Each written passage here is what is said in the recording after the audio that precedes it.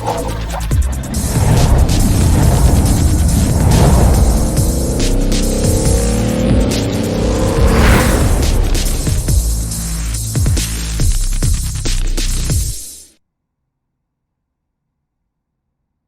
evening, ladies and gentlemen. Welcome here as we get set for race number 32 of the season for the Veterans of Foreign War Cup Series. This is playoff race number 7, race number 1 of the round of 8. It is the final opportunity for 8 drivers to try and clinch their way into the Championship 4 at ISM Raceway later on this year. And the first step is here today at the Kansas Speedway. I'm Seth Cole alongside of Samuel Dyer. And Sam, we saw the Rapid Fire Pizza National Series drivers here last night, which turned into a crazy race of pit strategy, came down to a fuel strategy call at the end. And will we see the same thing here tonight with these drivers? Or based on the fact that these Cup cars have a little bit more power, are we in route for an entirely different race altogether? I think we're en route for kind of a different race here at Kansas for the Cup drivers. I mean, last night for the National Series, it was all about who was going to make the 2-3 stop strategy work. Here today, everyone's aiming for a 2-stop strategy just because of how much more fuel you have and you're going to be able to work with. And yeah, last night we only had 2 cautions. The first one, lap 2, it came out, and then our other caution came with about 60 laps to go, and it felt like the race was going to go green to the end. And honestly, here tonight, with a smaller field than what we're used to seeing, I think this could go green to the end as well. Let's take a look at the starting lineup for today's event. 2 of your playoff contenders line up on the front row with Boyd Hogan, 12-time winner, alongside of 2-time winner Ty Mcwherter. You mentioned about that caution last night on lap 2, took out 3 of our playoff contenders then. These drivers, I'm sure, tuned in some way, shape, or form to that broadcast, or at least observed that race. A couple of them may have, I think, took part in it as well. Did they take notes, do you think, from that race, realizing, hey, we don't want to put ourselves in that kind of a predicament here, first race of this round of 8. We got to take it easy here at the initial start. Yeah, if anything to really keep yourself in mind is save your tires for the long run. It's going to be a long race. Save your tires. Don't just waste them all in the first about 15 laps to 20 laps. You want to make sure that you have the best tires for those 40-lap long runs or even longer than that. Boyd Hogan's going to lead them down here. 160 laps here this evening at Kansas Speedway as we're underway and racing. Boyd Hogan and Ty Mcwherter are going to be battling side by side coming into turn number 1. You've also got Vincent Arthur and Pascoda. Both of those drivers have been looking good here so far. And, looking at the drivers and them taking off now, looking through the field, you'll see that we actually don't have all 8 of our competitors here in the playoffs. And the last 2 winners here this season are not in the field. Caden Rush, who locked himself into the round of 8 last week at the Charlotte Roval. And a week before that, Zach York went to victory lane. Neither one of those drivers in the field here today, as Vincent Arthur, who right now is 8th of the 8 championship competitors, he's looking for the lead into turn 1. Vincent Arthur's just been hitting the right marks, moving forward. And also here comes Pascoda on the inside, as those Hendrick drivers really looking quick here at the start of this run. You got a question, though. They're quick now on the short run. How good is their car on the long run? Already caution in the back. That's going to be Dalton Collins. Collins, who, if any, I think he may have turned maybe 1-2 laps there in practice. Maybe qualifying was the only time when he turned any laps there. He didn't put in, looking at it, he didn't put practice or qualifying. Had to start in the back of the field with an EOL due to no practice increments or laps being put down, the requirement for racing here today. But that 27 machine getting junked up early. Yeah, that's a lot of damage too. Right front, all pushed in. A lot of damage to the rear end of the car as well. This was back towards the rear of the field, just in front of one of our playoff contenders, the 11 of Taylor Butcher Benjamin. Yeah, that was going to be Ty Cole. That was going to be the driver that got his bumper used to be spun around for Dalton Collins. And well, Seth, I mean, this is almost deja vu of what we dealt with last night. I mean, it's still possible for these drivers to now go on a really long green flag run after this early caution for everyone to settle down. I was just going to say, looks almost eerily similar to the same type of contact that we saw for our first caution last night. The only difference was this one was over into turn 3. I think that the first caution last night was contact over into turn 1. But yeah, looked very, very similar. The other car that was involved in that incident is going to be Chris Hansen. Chris Hansen in the pits trying to get repairs done. Curtis Sawyer, who came in, did not put practice laps down, nor I believe he got EOL'd as well in qualifying, has just started in park today. That 12 machine is done. I believe Chris Hansen, for a brief moment in practice, was top of the board. And was maybe the most speed that I've seen out of him in practice in quite a long time. So was kind of looking forward to seeing if he could make his way through the field. But you see him on pit road, the whole front end of that car completely missing. And Boyd Hogan, it looks like...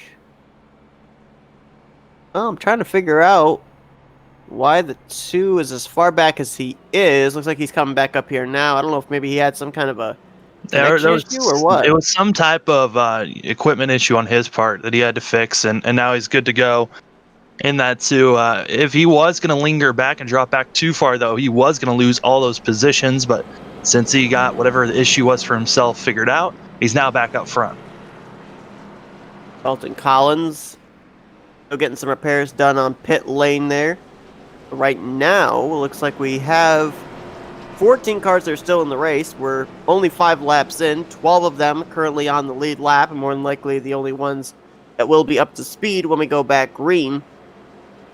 But how about those Hendrick cars? Vincent Arthur, Joseph Pascoda, early speed here out of those 2 drivers. Now, Joseph Pascoda got eliminated last week at the Charlotte Roval from advancing into the round of 8. The only Hendrick Motorsports driver that still is in the hunt is that 24 car, and was that a statement, do you think, out of them right now? Because everybody obviously knows if they're going to win this championship, they've got to beat that 2 car. He has been so strong this year, putting that car in victory lane 12 times, and maybe here at a 1.5 mile track, I mean, this is kind of the round of the 1.5 miles as we got Texas next week as well. Is this where the Hendrick Chevrolets say, all right, this is where we have to take our opportunity to make sure that, at least one of our entries makes it into that championship battle? Yeah, I would imagine so. There's going to be a lot of now working together to try to help Vincent Arthur get his self into the championship 4 with either a win or just a lot of solid finishes, as we are going back green on lap number 6, and Vincent Arthur just took off like a rocket ship, now up to a 3-car gap lead between himself and the 2. Leaving them 3 wide behind him. Ty Cole on the top side, Ryan Strunk in the middle. That's Oscar Jensen on the bottom. Cole's going to be the one to back out of that situation coming out of turn 2, leaving them side by side ahead of him. 13 of John Mullins taking to make a pass here on Ty Mcwherter, riding in the tire tracks of Joseph Pascoda. Pushed up there and almost got the 96. Yeah, John Mullins with top ranked 5th place at the moment. This is probably the highest we've really seen the 13 car all season. He's just been someone that we've been waiting to finally have a push forward. He's been caught up in a couple of instances throughout the season and now being passed by Ryan Strunk, but a solid outing as we're about to go 3 wide for 2nd place, and we are. It's going to be Pascoda on the top, Mcwherter down the bottom, and Boyd Hogan. It's hard. He got loose. Is that what happened? Yeah, I wasn't sure if he lost momentum or if maybe whatever that, electronics problem that he had earlier, if maybe it came back. We also could be thinking that he's doing what Logan Helton did last night. Drop back, save your tires, let everyone else just run as hard as you want. And also just might be trying to really figure out this car right now.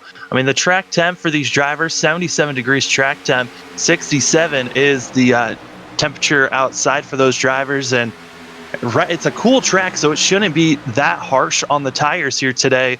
But still, a lot of hard racing is going to be going on as now Vincent Arthur, who had a really nice gap lead, his teammate Pascoda's coming in as well. Ryan Strunk is having a strong performance right now. Really up, high, wide, and handsome. Through 3 and 4, got a great run down the front straightaway, and now closing onto the back bumper of the Kelley Blue Book Chevrolet Camaro of Joseph Pascoda. Didn't get the opportunity to kind of fill in what the playoff standings look like coming into this one. Now, Boyd Hogan, obviously, with his playoff points, he currently sits a total of 35 points ahead of the cut line, but then it's really close from 2nd on down through 8th. Right now, Taylor Butcher-Benjamin +6. Chad Gunnisman currently +1. Zach York, who we mentioned is not in the field tonight, came in the cutoff line driver. Ryan Strunk was -2. Ty Mcwherter -3. Caden Rush, our winner from last week at the Roval, as Pascoda takes the lead.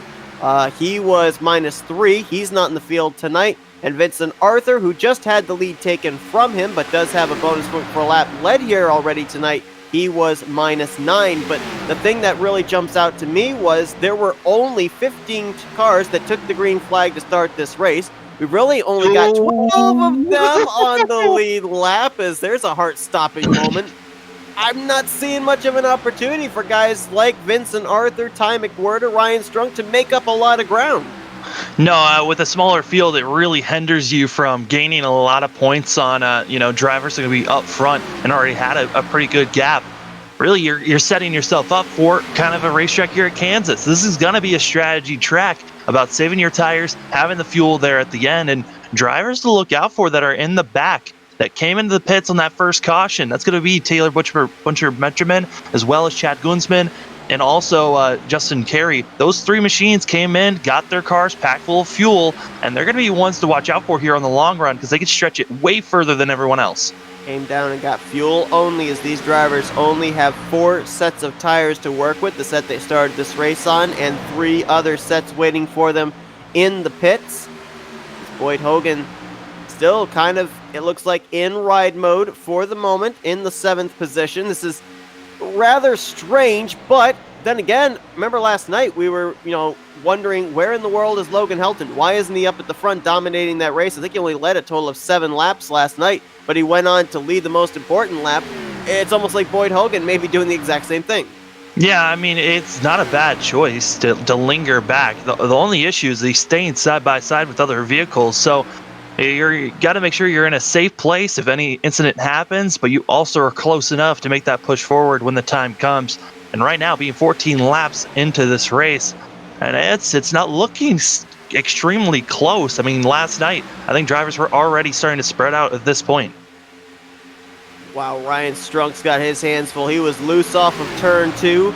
Another wiggle there off of turn 4 at Z's Custom Diecast Chevrolet. I'm sure if the guy that sponsors that car, Zach Stoltz, is watching right now, he's having a couple of heart-stopping moments here as that 77 really having to deal with a loose condition. And I know exactly what you were looking at there, that 8 of Chris Noble brushing the wall pretty good off of 2. Yeah, and he's going to brush it again, most likely. He's not feeling comfortable on the outside wall, but that's where you want to be really here at Kansas to carry your momentum forward, as we're starting to see our front 2 gapping away from the field, as they've almost got a second gap between second and third, as Ty Mcwherter might be thinking about making a pass here on the 9, and the worry I was having of the Hendrick, oh my goodness, John Mullins saved that car off of 2 as he got wicked loose off the corner. Take a look here at our track info here today, and if I remember correctly, last night the track temp was hovering somewhere between 74, 75 degrees, so not a whole lot of difference here. But again, like we said at the top of the broadcast, there's a huge difference in downforce and power between the Cup cars and the Xfinity cars that we saw last night, and I would have to think that we're seeing these cars get as loose as they are just because that car's got a lot more power off the corner. Yeah, and a lot of these drivers like to have a loose car. I mean, it's better to have a loose car that you could try to at least try to wheel this thing around instead of a tight car that's going to plow up the corner and really not enable you to turn at all. But you got to find that perfect medium spot so you're not using up your tires so much. But our front 2 still running well. Oscar Jensen in third. John Mullins, even with his little bit of a scare, 4th place. Vincent Arthur 5th. Boyd Hogan, he's been able to make 2 passes. About to make another pass here on Vincent Arthur. This 2 car, I think he's finally hit that point where he needs to start moving up. Maybe had a little bit of a scare there when he had that near moment off of turn 2, took the opportunity to give the tires a chance to warm up and get an idea of what the car was going to feel like on the long run. Making some forward progress now, as is his teammate Chad Gunnisman, who just moved up to the 8th position. Looking at this 96 of Ty Mcwherter, though, because if you go back to the first round of the playoffs, it was completely swept by the Penske Fords. 2 wins for Boyd Hogan. His teammate Curtis Sawyer won at Bristol. But then you go back to last round of the playoffs, No Boyd Hogan, no Penske Fords to be found. It was Ty Mcwherter who took the first win. It was followed up by Caden Rush and Zach York, and so you wonder if Ty Mcwherter maybe here can again take a checkered flag in the first race of this round. Yeah, I mean, Ty Mcwherter, when he won that race, that was one of the most shocking finishes I think we've ever seen for a race. When you had 7 cars left on the lead lap, they all get wiped out, and Ty Mcwherter, who we were kind of doubting would win for the most part of that race, comes away and sneaks away with that win at Las Vegas. So there's never really a chance for us to say that a car is completely out unless they're completely damaged. Ty Cole running back in 9th place might seem a little off at the moment, but still, we never know what's going to happen with fuel strategies here at the end. As long as you're close enough to try to make a move, anyone really has a chance here. Mcwherter trying to get down low into clean air. Is going to get a run here to the inside of Joseph Pascoda. We'll see if he can keep that momentum up going down here into turn 1. He's not clear yet. They'll remain side by side. Looks like that outside line's going to get the better entry into turn 1. Pascoda will hang on. Woo! You can see the front tires there of Ty Mcwherter trying to keep that car under him as he got really loose in the center of 1 and 2. And Oscar Jensen now right on the back bumper, thinking about going on the outside of this 96, but following the same line. So Oscar Jensen, who's just been on cruise control, slowly running down our leaders. He's kind of got to stall out unless he can finally make a move. But here comes Boyd Hogan with a head of steam. That 2 machine that we're so used to seeing have the best long run at every track we go to, it's finally kicked into its own. He is running the best lap times on the track right now. Maybe a little of it is the draft. He's getting off the back of the 47, but right now, if you look at the top 3 ahead of him, he is running anywhere from half a second to a full second faster than they are. And that just shows, he dropped back. Yes, it looked like he had a little bit of an incident, but at the same time allowed him to save his tires, have the best ones moving forward. And his setup was already going to be hooked up for the long run. And now you're seeing the dominance from this 2 machine, as now he's going to make that pass on Oscar Jensen and up to 3rd, only a half a second away from our leaders. In last night's race, we saw some drivers, not many, but a few drivers actually went with a 3-stop strategy. Most of the rest of the field were on a 2-stop strategy. Does anybody here in the field, do you think, with as small a field we have, try maybe for a 3-stop strategy in this one, or do they all try and stretch it for just a 2-stop race? I don't see anyone trying to do a 3-stop here. It would you'd lose way too much time. If you were going to do a 3-stop, you'd probably pit on lap 40, 80, 120. But by that time, you're going to be losing so much time by doing that, because the rest of the field's going to be pitting on lap 60 to lap 120 and then to the end of the race. So there's question marks if you're even going to try to do a 3-stopper, just because of how much time you're going to be losing overall. Yes, right now, looking at the times, their best times that have been ran compared to what drivers are running at the moment, they're about 2 seconds off of what they were previously running, and we're only about 26 laps into a run. Maybe it would be advantageous for these drivers to try, as Vincent Arthur back in 6th place gets wiggly loose out of 2 and going to give John Mullins that position back here that I was checking out for a second, as our front 4 all within a second. As we mentioned, Vincent Arthur coming into this race, he had no playoff points coming into this playoff system. And thusly, because of that, he is 9 points coming into this round of 8 behind the cut line. So he really cannot afford to lose positions here on the racetrack, even as early on into this round as here at Kansas, as your top 4. Oh my goodness, Boyd Hogan enter stage right as he goes to the inside of Ty Mcwherter. I think he thought maybe he could get 2 in one corner. Yeah, our front 4, they were all within a half a second of one another. They just closed up so much going into 3 and 4. Now, there was an opportunity to at least try something, but as you can see, this track's kind of turned into a 1-lane position where that outside lane is... Oh, Boyd Hogan gets loose again! What a save! Woo! You love that there's so much space on the apron, but all that time that was gained, that 2 machine is lost, and by the time he gets back up there, his tires must be equaled out at some point. But again, our top 3 all on top of one another. This could be losing them time as they're catching up to the last car on the lead lap, the 21 of Justin Carey, who gets a little bit out of shape out of 2. was a rather long slide there for Boyd Hogan. And to your point, you have to wonder now how that has worn down, especially those rear tires, as now Oscar Jensen's going to drive it deep into turns 3 and 4, trying to see if he can get up in front of Ty Mcwherter for second place. Can't do it, and we're seeing here that if you're going to make a move on the inside line, you're probably going to have to do it on fresher tires. Boyd Hogan tried it before, Jensen tries it this time. That inside line, there is none right at this point in time.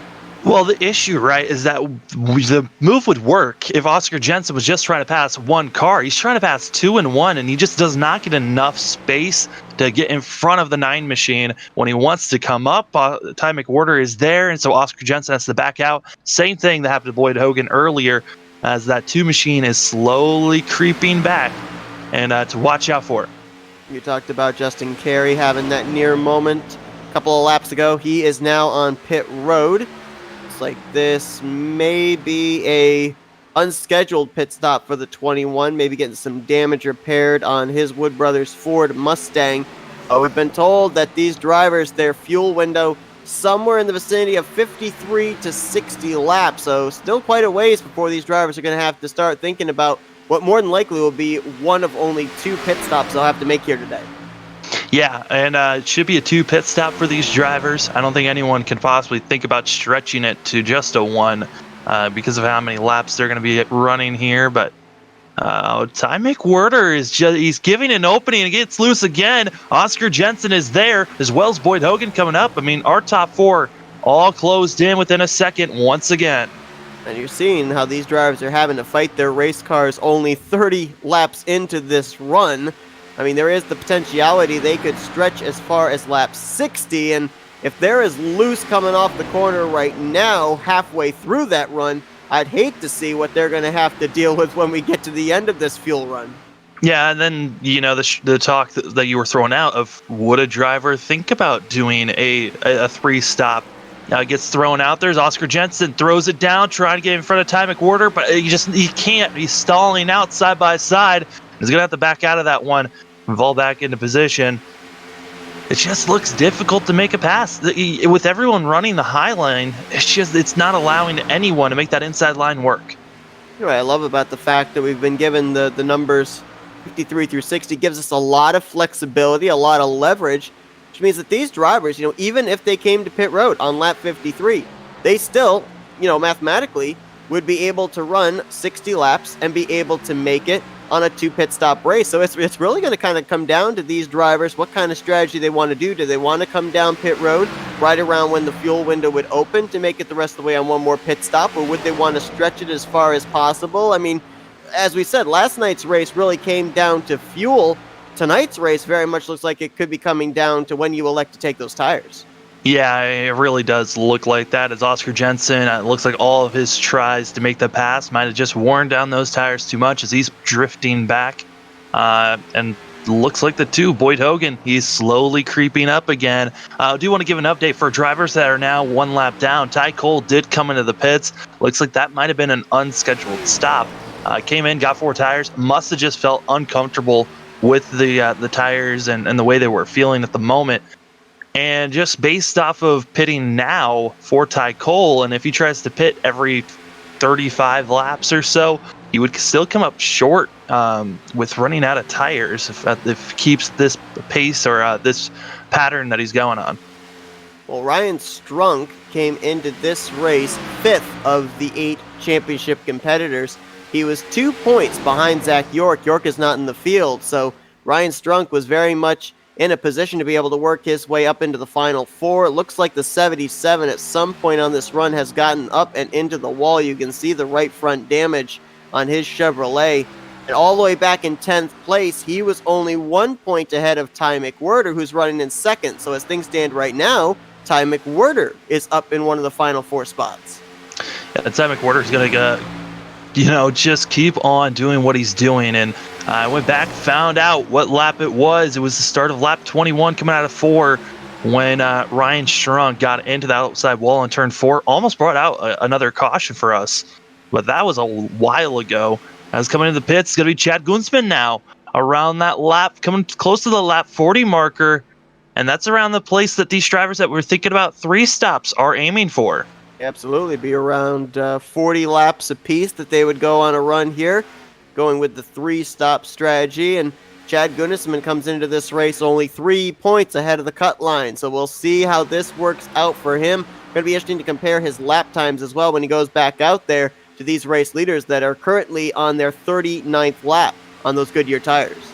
Yeah, Chad Gunnisman's one of the more interesting drivers since he did come in on that first caution to pack it full of fuel and then get back out there. Thought he might have been trying to stretch it out, but due to the fact of losing way too much time on our leaders, deciding it's better to be getting fresh tires, get back out there, as Boyd Hogan's gotten to the outside of the 9 machine. Might be trying to make that outside line work, but Pascoda sticks it in deep, but just cannot hold off for the momentum on the back. The Boyd Hogan will go to the front. Ty Mcwherter on that outside line will follow in second, dropping Pascoda from the lead. Now back to the 3rd position, but you got to think, obviously, all these drivers, when they get into the playoffs, their goal, advance into the next round, advance into the next round, advance into the Final Four, win the championship. But looking at the aggressiveness we saw here out of Joseph Pascoda out in front, leading a good portion of this race. Oscar Jensen was up as high as 2nd position. I mean, these are a couple of drivers that were eliminated from the playoffs last week at the Charlotte Roval. So you got to think it does take a little bit of pressure off their back now, knowing that they don't have to worry about a championship being on the line. They can just go out there, be aggressive, and try going for wins for the rest of the season. Yeah, and they're the drivers that really can try different strategies out if they want, and try the 3 stops if they feel like that would be a better option for them. Or, trying a 2-stop and trying to stretch it as far as you can. Something to watch out for, though. Pascoda was leading a lot of this first stint, so he did not get any draft help on fuel-wise, so most likely will be a part of the guys that need a pit around 57, 58 marker, while the other drivers that were in the draft could possibly go maybe 60, 62 laps due to the fact that we had that early caution, gave these drivers time to save their fuel and go for a little bit longer run. That's Ryan Strunk that's now being put a lap down, leaving us with 8 drivers on the lead lap. Wanted to find out what the lap difference is between fresh tires and old tires. Well, Chad Gunnisman last time by ran a 29.9. His teammate Boyd Hogan ran a 31.4. That is about a 1.5 seconds difference that Chad Gunnisman is gaining on his teammate. Yeah, and really they've got to the 31s about, I would say, 20 laps into a run. So we're expecting to see that Chad Gunnisman's going to be gaining time for the next about 20 laps or so for these drivers. And then we'll see them come into the pits and be closing all that time back up. The real question, we've seen drivers get extremely loose around the 15 lap marker of being on tires, the 20 lap marker, and then also at the 35 marker, we've seen a lot of drivers getting extremely loose and finicky with their cars. You gotta wonder that due to the fact we've seen a couple of cars spin out, have so many issues, will we go go green to the end, or will we have a fluky caution that came out kind of like what we saw last night? Yeah, that's the big question. Also, as well, seen so many drivers having issues with the loose race cars. Pit road entry. Very flat pit road coming down to that commitment line. And I remember last night we saw a couple of drivers look like they may be in trouble of snapping their race cars around. So these drivers are going to have to deal with that, as well as Boyd Hogan. He may have taken the lead, but he did not take off from Ty Mcwherter. Mcwherter is on his back bumper. The two of them continue to battle for the top spot as Mcwherter, he's looking for that valuable bonus point. He hasn't led a lap here tonight. If anything, Ty Mcwherter just needs to follow the 2 car. Just wait. See what line is working for the 2 so that whenever he comes in or whenever you have space, run that line so that you can start pulling away from the rest of the field possibly here. As Mcwherter and Boyd Hogan, they're the ones that are running the fastest of the drivers that have not pitted yet. And they're still running very quickly and pulling away from Pascoda, who Pascoda just looks like his 9 car is not happy in dirty air, and also looks like the tires might have been used up. Definitely, as he's now fallen back about 0.8 behind Boyd Hogan. Right now, Ty Mcwherter has dropped back about 2.5, now 3 car lengths behind the 2 car, as Hogan shows the way here tonight at the Kansas Speedway. Closing in on what could be our first round of green flag pit stops. They may take place in the next 6 laps. It may be as long as the next 13 laps, but we'll be back in just a moment to cover those for you as we're going to step aside and take a commercial break. You won't miss a thing. We'll keep it here live as you're going to go FRN side by side.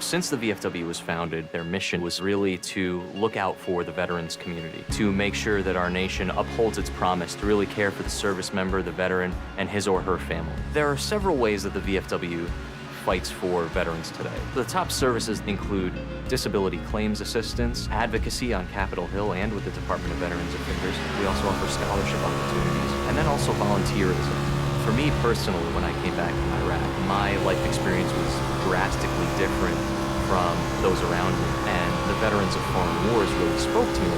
The reason I would encourage veterans who've served overseas today to join the VFW is because this is your organization. The VFW is for veterans. Every generation, a new generation of leaders steps up in the veterans of foreign wars and fights for the veterans community. The Veterans of Foreign Wars. No one does more for veterans. For more information on the VFW, go to ahctv.com/sacrifice.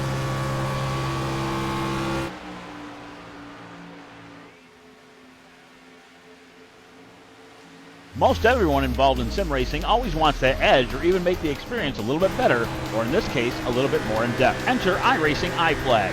Iflag is a simulation signal box with software designed by Peter Bostro. When you are behind the wheel in Iracing, your eyes are looking down the track or maybe even in the rear or side view mirrors.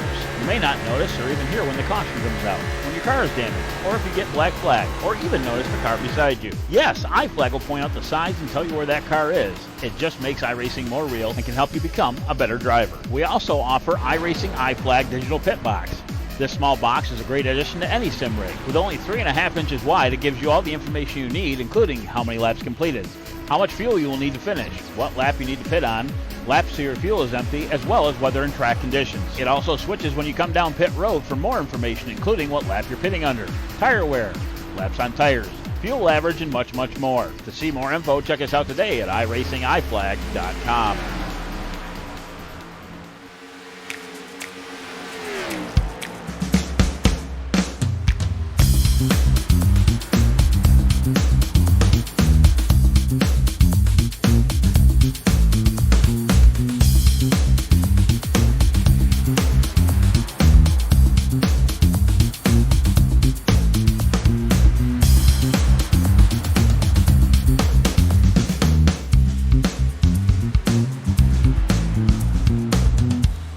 Since the VFW was founded, their mission was really to look out for the veterans community, to make sure that our nation upholds its promise to really care for the service member, the veteran, and his or her family. There are several ways that the VFW fights for veterans today. The top services include... We welcome you back here to the first race of the round of 8 of the playoffs here for the Veterans of Foreign War Cup Series at Kansas Speedway. Lead change here as Ty Mcwherter gets around Boyd Hogan, so he gets his first lap out in front here today. Hogan back in second, followed by Joseph Pascoda, Taylor Butcher Benjamin, and we've got some more drivers that are now pitting. We told you the fuel window was about 53 to 60 laps, and we've got drivers that are takers here on pit road. Oscar Jensen, the 47, Vincent Arthur in the 24. Yeah, Vincent Arthur coming in, and both Seth and I were talking about cars that have damage. We noticed that the 24 car had some damage. Back on lap 12, Vincent Arthur got a little bit of a bump from Oscar Jensen, so that's why he's got a little bit of his rear end being pushed in. And Oscar Jensen just has a little bit of a scrape on the front nose. The car that has a lot of damage that we've already documented about, that was the 77 of Ryan Strunk. A lot of heavy damage on that left side, of that vehicle. And so you're wondering what's going to happen to the 77. I mean, from what I remember hearing, drivers have told me that when they get the damage there on the right front of a track like this, it just tightens up that race car off the corner. And, when you get up into the wall once, it's like you just can't stop it from turning up into the wall. And we'll see if that's something Ryan Strunk is going to be able to fix here when he eventually comes to pit road. As Mcwherter, Hogan, Pascoda, they're all still very close to each other. There's less than a second separation between those three. Pascoda has fallen off just a bit, but he hasn't fallen off so much that if these two got together, he wouldn't be there to close up and capitalize. Yeah, I mean, our front three all within a second of one another, and then you have to drop back to the 11 machine of Butcher Benjamin, where he's about 10.5 seconds back from Pascoda, and then everyone else very spread out from one another. So our front three have just gapped themselves and continue to run well. So, I mean, this is good to see for these racers that we kind of thought maybe Boyd Hogan was going to run away with this playoffs. I mean, he came into playoffs thinking he was going to sweep the whole entire playoff, all 10 races. Hasn't been able to do that completely yet. He did well in the first round, and ever since then, he's just been struggling to find victory lane here. Thought maybe this was going to be the time, but early showings, I mean, Kansas has been tough for all these drivers, even up front. Ryan Strunk is finally going to bring his car down to pit road. So the Spire Motorsports machine makes his first pit stop of the day. And I'm looking at our running order here. Ty Mcwherter, Boyd Hogan, Joseph Pascoda. But fourth place is where you've got Taylor Butcher Benjamin. Sam, you already documented back when we had our only caution up to this point. He, along with, I believe it was Ty Cole, that the two of them had come down pit road. They had topped off the fuel tank. So if Mcwherter, Hogan, and Pascoda come to pit road, in.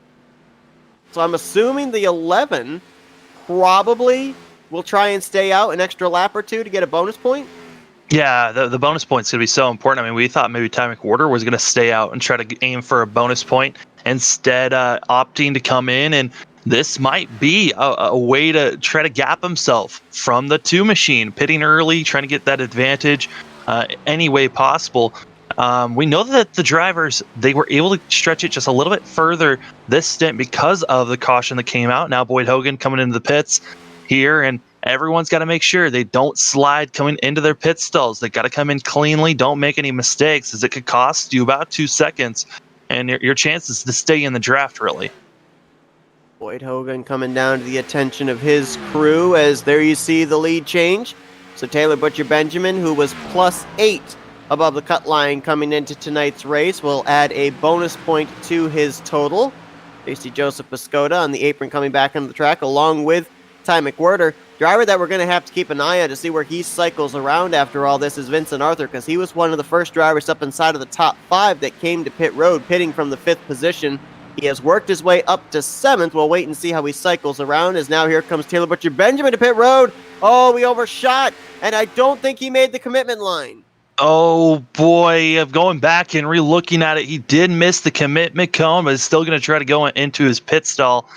Driver that should be getting the net lead here, possibly. Looks like that's going to be Chad Gunsman in the 22 that pitted 24 laps ago. Had over about a 8-second gap lead over Oscar Jensen, but Jensen with the much fresher tires is running down this 22 machine, as Chad Gunsman now should be taking the lead and does.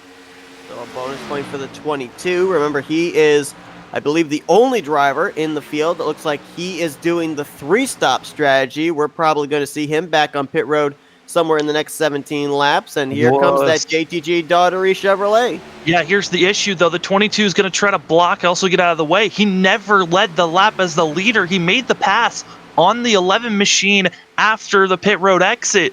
So Chad Gunsman never got that lap led. And also here comes Ty Mcwherter, who should be gifted the lead. Boyd Hogan has dropped all the way back to 5th place as he's trying to run down Pascoda and Mcwherter here. Mcwherter moving into 2nd, getting around the 22. And now only 0.4 of a second behind Oscar Jensen. Obviously, in terms of tires and speed, advantage to the 96 as he puts it right down there on the white line through 3 and 4. Closes up the gap easily off of turn 4, and now we'll look for the lead going into the first corner. I mean, this is the strength of 6 laps of different tires, and Ty Mcwherter showing off. I mean, he's running right now about 0.6 faster than the 96 machine, and Like we stated, 6 lap fresher tires for the 96 machine. The question is, how much faster is Boyd Hogan going to be now, as he'll only have 1 lap fresher tires than the other 2 of Pascoda and Mcwherter? Yeah, well, the thing that's kind of throwing off the comparison of lap times right now was the fact that Mcwherter had to maybe run the line he didn't really want to run to be able to get around Oscar Jensen for the race lead. Plus, he's now in a battle with Joseph Pascoda. Hogan's out there, kind of in clean air, being able to just turn fast laps. I mean, if we look the last time by, Hogan was about 0.4 of a second quicker, but if these two were on level playing ground in terms of traffic around them, I'd love to see what the comparison is between the 96 and the 2. Yeah, and re-looking back at the 11 car and the mistakes that were being made, had to stay in pit road. Believe there might have been a penalty being served, as he had one of the longest stops out there for 54, almost 55 seconds. Drops him back to the last car 1 lap down in the 10th position, as it looks like we've got another driver that is actually retired out of the race as well, the 21 of Justin Carey. So 3 drivers out of the race, technically 4. That's Chris Hansen in the 20, who was caught up in that incident back on lap 2. He's been sitting on pit road for the last 65 laps, currently scored in 15th. So really only 11 cars still running. And after that cycle of pit stops, we've only got 7 of them on the lead lap. Yeah, 7 left on the lead lap, and due to the fact that Chad Gunsman's going to be losing so much time here, I don't know how far back he'll be, as Gunsman is, if he's going to be aiming for that 3-stop period, he's going to be looking to pit here in the next about 11 to 12 laps. Riding on board here with the Hendrick Motorsports Chevrolet of Joseph Pascoda. Little surprised that I've noticed quite a bit here when we've had battling up here for the lead. There hasn't been more ducking out of line, trying to run maybe a half groove higher or lower, maybe even a full groove, trying to get clean air to the nose. We've really seen the second place car running right in the tire tracks of the race leader. Yeah, I mean, there's enough bubble space between the drivers at the moment to where the engine isn't getting completely cooked right now. If they were right bumper to bumper, then you'd be kind of nervous for the 9, kind of like we were running at a super speedway. But for right now, there's enough tape put on the cars that they have enough space to get fresh air. They shouldn't be blowing up being this close. Mcwherter's looking for his 3rd win of the season, winning previously at Michigan and then 3 weeks ago at Las Vegas to open up the round of 12. Joseph Pascoda running in 2nd, right now tied for his best finish of the season, which was 2nd back at Pocono, but still looking for his 1st win. The 2 of those drivers, though, better start looking in the rearview mirror, because that Abruzzi Ford Mustang of Boyd Hogan is starting to get bigger and bigger. Yeah, he is slowly gaining up on them, and there's kind of, we're questioning though at the time, right? He needs to try to gain all that time that he lost due to the fact of that 1 lap difference between the 96 and the 9. But also you got to think, we saw Boyd Hogan on the first stint just really linger back and wait just because of the multiple mistakes that he had made, where he was sliding, getting loose off corners. With him pushing this hard, is it going to cost the 2 to make more mistakes while he knows that he's catching up to the cars in front of him? I think maybe we're not seeing him make quite as much of a charge as he could because he's afraid of what the car might do on fresh tires based on what we saw on the first run? I wouldn't say that he's afraid. I mean, Boyd Hogan is a fearless driver. We've seen him do wicked and crazy moves. I think it's more of trying to make sure that he stays calm so that he doesn't make those mistakes and keeps the consistency of moving forward, because he knows he has the most dominant car out here if he can find himself in the right position to make these passes.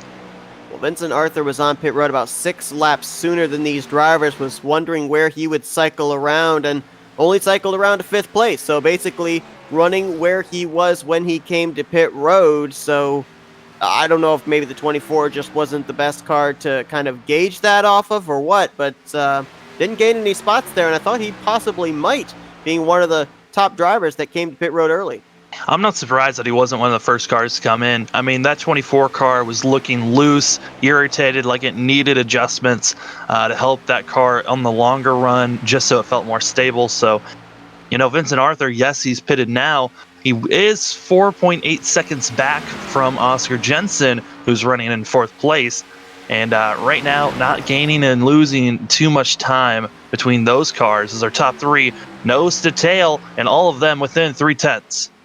Obviously, the calculations would be a little bit rough here, but based on where everybody is currently running at the time, it looks like our final four heading into Texas would be Boyd Hogan, Taylor Butcher Benjamin, Chad Gunisman, and Ty Mcwherter. Oh, we got Ryan a spinner! Strunk.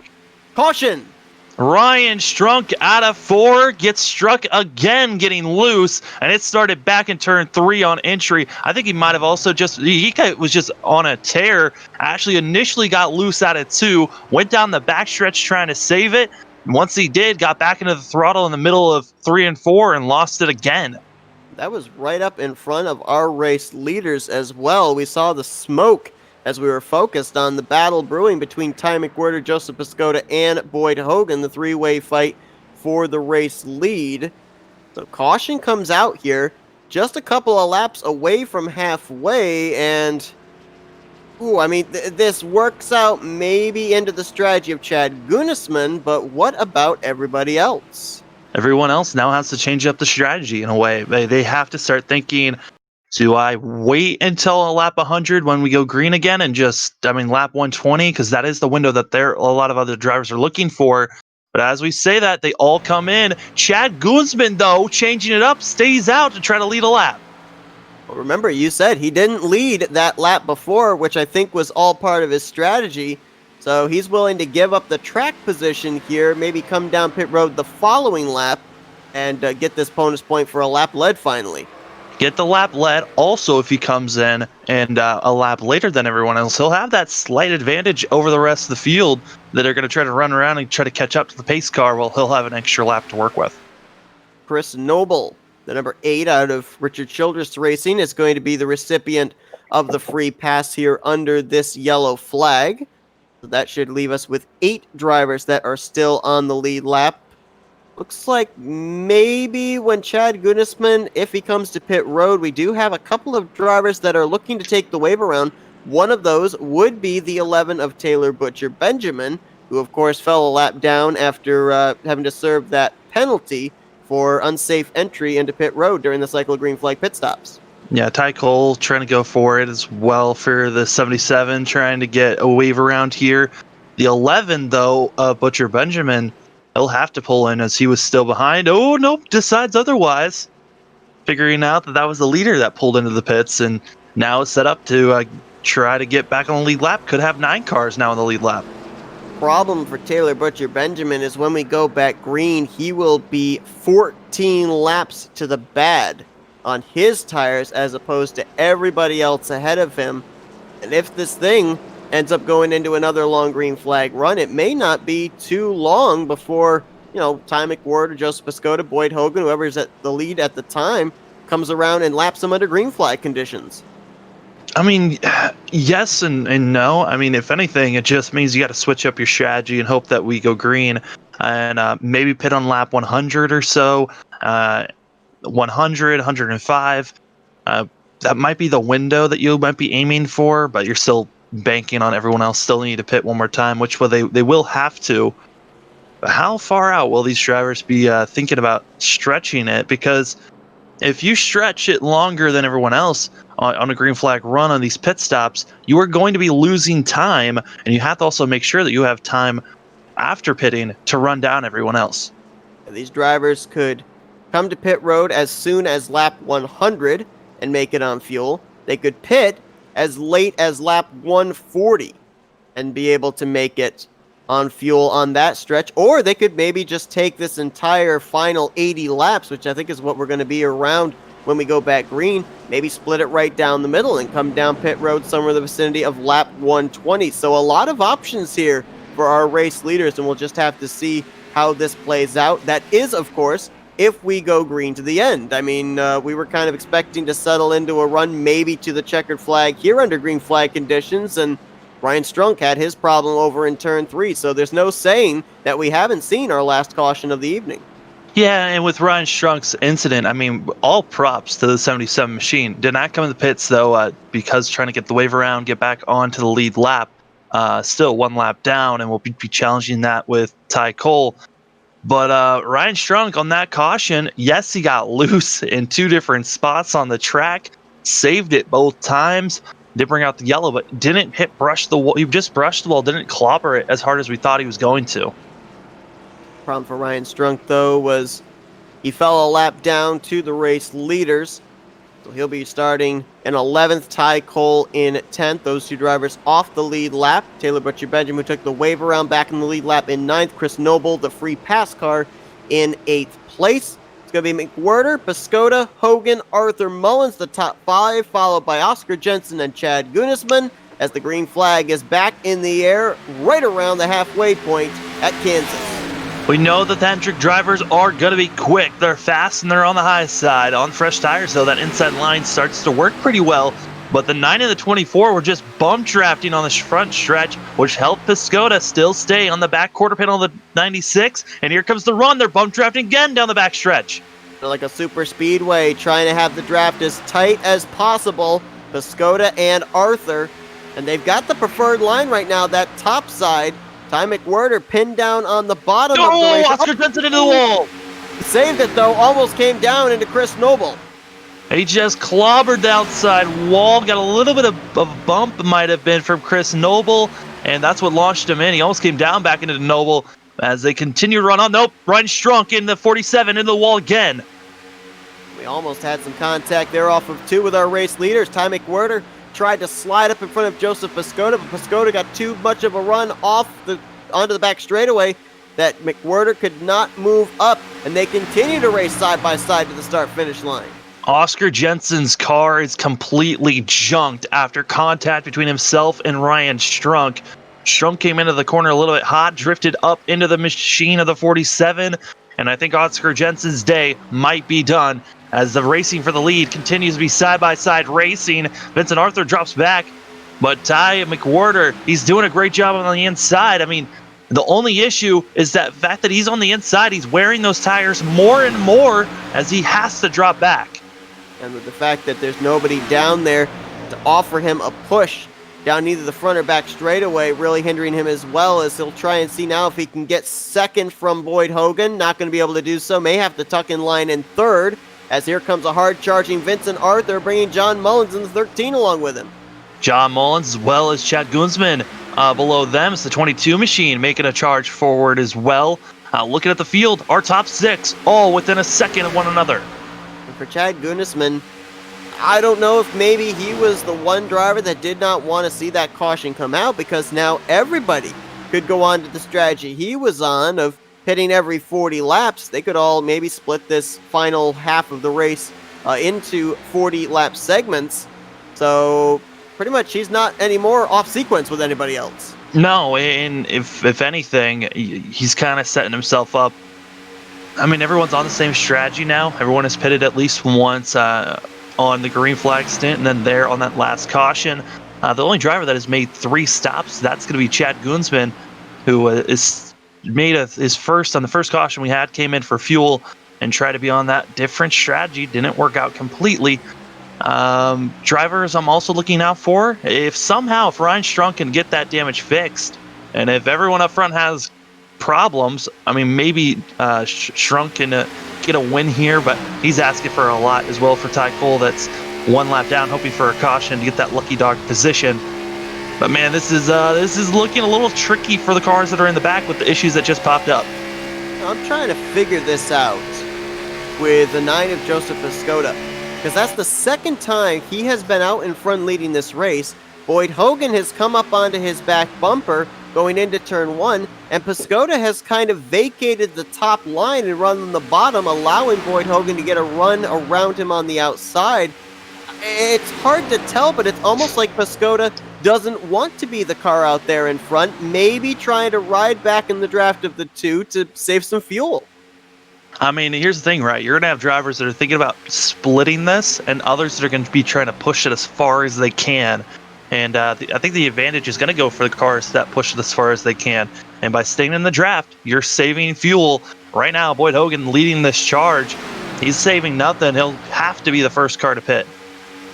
Now, when we saw Vincent Arthur pit from the 5th position during the first cycle of pit stops, it didn't really gain or lose him anything. He was in the 5th position, but Ty Mcwherter and Joseph Pascoda, those were two of the first drivers up inside of the top 3 to pit, and Pascoda moved up to second. Mcwherter moved up to the race lead when the green flag pit stop cycled around. So, with that being said, do we look at those drivers to be some of the first ones to pit road again, or does Boyd Hogan, noticing what they were able to do on the first green flag run, does he throw down the gauntlet and be one of the first drivers on pit road? I mean, it's such a difficult moment, right? I mean, based off of last night, right? Logan Helton was one of the first cars to pit and had the freshest rubber for the last 14 laps. Everyone else stayed out and just did a splash and go and still were on old tires and didn't really work out for them. But I would want the freshest tires if possible with at least 15 to go. If you can push it that far, push it as far as you can and know that you could gain all that time back in 15 laps. John Mullins and Chad Goodisman continue to battle for a spot inside of the top 5, and been seeing some clouds creeping in here and there. Going to check and see if that has affected the track temperature at all. And yeah, it's gone down 3 degrees since we last looked, down to 74 degrees. And I can only assume as we continue to draw closer to nighttime conditions that the track's going to cool down more and more, which makes these drivers really have to start thinking as well on that final pit stop. Is there any type of adjustment I want to make to my race car with the cooling track conditions, because I may have a little bit more grip to work with? Speaking of grip, Vincent Arthur wishes he had some there off of too, as he got awfully loose. Vincent Arthur's just been having a struggle of a day. The first 10 laps looked great for the 24 car, and then after that he just wiggles loose and just loses all his momentum, and he loses all the time, now dropping back to 6th place with John Mullins getting by. The real question for these drivers, though, is when do you pit? Well, we're expecting a lot of them, like you said, to go for possibly lap 40. 40 laps to go is that marker, so about 120 laps. It's going to be tough for a lot of these drivers, and the drivers that are going to be running 4th, 5th, and 6th of Chad Goodisman, John Mullins, and Vincent Arthur, they're probably going to pit early, just try to gain as much time on our leaders as everyone scatters to get by Ryan Strunk right there. Still Boyd Hogan in the lead, but they had to go all over the place with that 77 in the middle of the field. The tough part about it as well, Boyd Hogan getting some looseness there off of turn 2. The tough thing about it too is, yes, there is an advantage for coming down pit road early, but you're almost absolutely certainly going to lose a lap in doing so. And if we end up having a caution come out, you could find yourself either trapped a lap down or forced to take a wave around. And so obviously those drivers have to have that in the back of their mind as well. Yeah, and honestly as well for all these drivers, I mean, we're coming up to what could be their final set of tires. So you really have to think, I want to have the best set of tires at the end, and so staying out there the longest gives you that advantage just in case a late caution comes out. Battle for second place continues to happen between Joseph Pascoda and Ty Mcwherter. Mcwherter keeps peeking out, gets a great run there off the corner, but just doesn't have the speed on the straightaways to either get alongside or clear of the 9 of Joseph Pascoda. As these two continue to battle, they're still keeping touch with Boyd Hogan. Top 3 right now, separated by less than 0.4 of a second. Closing in on 60 laps to go here at Kansas Speedway. Boyd Hogan leading this race, a chance to advance into the championship 4, as he got loose there off of turn 4, hangs in the balance for himself, Mcwherter, Goodisman, and others. We're going to take another commercial break. We're going to stay FRN side by side. You won't miss a thing.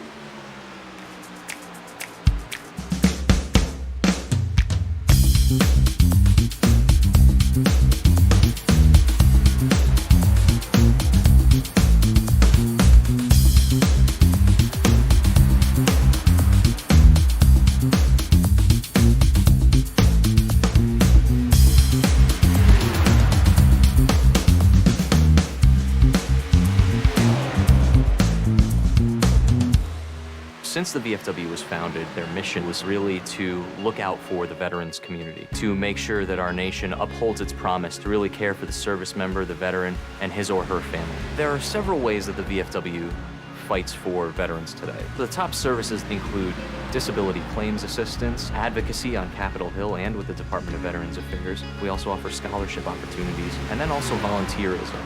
For me personally, when I came back from Iraq, my life experience was drastically different from those around me, and the veterans of foreign wars really spoke to me. The reason I would encourage veterans who have served overseas today to join the VFW is because this is your organization. The VFW is for veterans. Every generation, a new generation of leaders steps up in the veterans of foreign wars and fights for the veterans community. The Veterans of Foreign Wars. No one does more for veterans. For more information on the VFW, go to ahctv.com/sacrifice.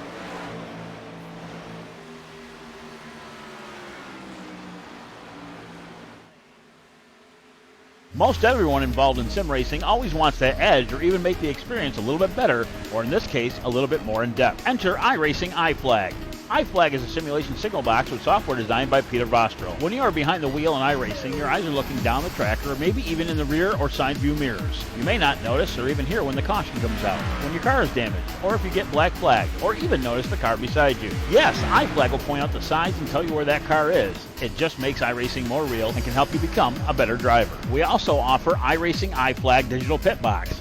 This small box is a great addition to any sim rig. With only 3.5 inches wide, it gives you all the information you need, including how many laps completed, how much fuel you will need to finish, what lap you need to pit on, laps till your fuel is empty, as well as weather and track conditions. It also switches when you come down pit road for more information, including what lap you're pitting under, tire wear, laps on tires, fuel average, and much, much more. To see more info, check us out today at iracingiflag.com.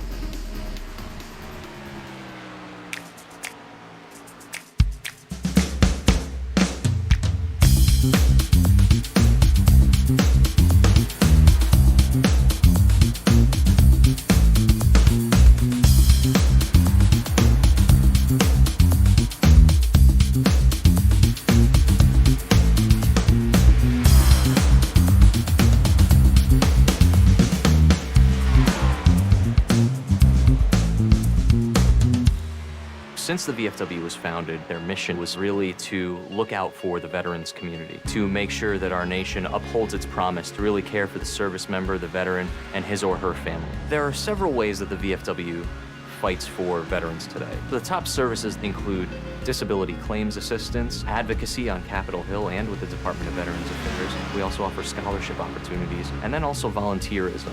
For me personally, when I came back from Iraq, my life experience was drastically different from those around me, and the veterans of foreign wars really spoke to me.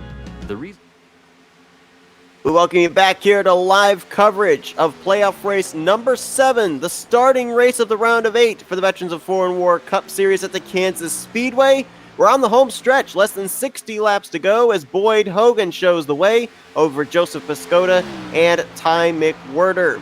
You may have noticed here that FRN sporting the pink up here on our ticker, as this October is Breast Cancer Awareness Month, and Flatout Racing Network doing their part as we're partnered with the Breast Cancer Awareness Foundation, having a fundraiser with them, trying to raise money for a great cause. If you'd like to help us out, link to our fundraiser is down in the description. We'll be running this fundraiser to the entirety of the month of October. Yeah, it's a great cause, and being able to help that research in any way is always great to see. And seeing certain drivers rocking pink all throughout October and all the different series that we get to broadcast, it's always a joy to see what clever schemes people bring out. And of course, as well, once this race is over, Sam and I are going to be swapping over to begin another series round of 8 as the FTF Grand National Series presented by Splash and Go Graphics. They are headed to the Homestead Miami Speedway, where we're going to be figuring out who may be the first one to punch their ticket into their championship battle. That should be a good one as well. Kind of interesting. We've got 2 series here that we kind of run back-to-back on Saturday nights, both of them in the same exact point of their seasons. Yeah, it's pretty easy to keep up of figuring out, hey, what round are they in, or who's still challenging to figure out if who's still in this thing. But it's been a joy to be able to broadcast both the Veterans of Foreign Wars Cup Series and also FTF Grand National Series on Saturday nights. Fuel window's open, Sam. They have now reached past 60 laps. If they'd elected to come to pit road now, they would be good to go to the end. But as you alluded to, more than likely these drivers going to want to have the freshest tires possible with maybe the lowest amount of laps possible. If your guys, though, like Joseph Pascoda and Ty Mcwherter, who have now started falling off here on this run, how long can you wait? Because you don't want to have too few laps that you're not able to run down Boyd Hogan in the closing stages. Yeah, I mean, you're aiming for about 15, 20 laps to go. That would give you enough time to possibly catch up to Boyd, but Boyd might be thinking the same thing of being out there. He has to be the last car to pit. Everyone is thinking that if I'm the last car to pit, I have the advantage. I can catch up to them. One driver that's done a very good job here of remaining on the lead lap. That is Taylor Butcher Benjamin, currently in the 8th position. Remember, he took the wave around under the last caution. He ended up having a pit road penalty. Now, he's going to have to be on pit road here somewhere in the next 15 laps or so, but the good news is when he makes that pit stop, he is good to make it to the end. So he's done a pretty good job there on what was about, 15 lap older tires, I think, than everybody else, of keeping himself ahead of Boyd Hogan, still remaining on the lead lap. Yeah, and that's exactly what he needs. Caution in the back, though. Ryan Strunk and Oscar Jensen. I think may have been some payback, perhaps? Hey, it's hard to... Yep, it was payback. Oh, boy. Completely. This was complete payback. And due to the fact that we're inside of... I mean, we're getting close to... well, we are in it. We are inside of the...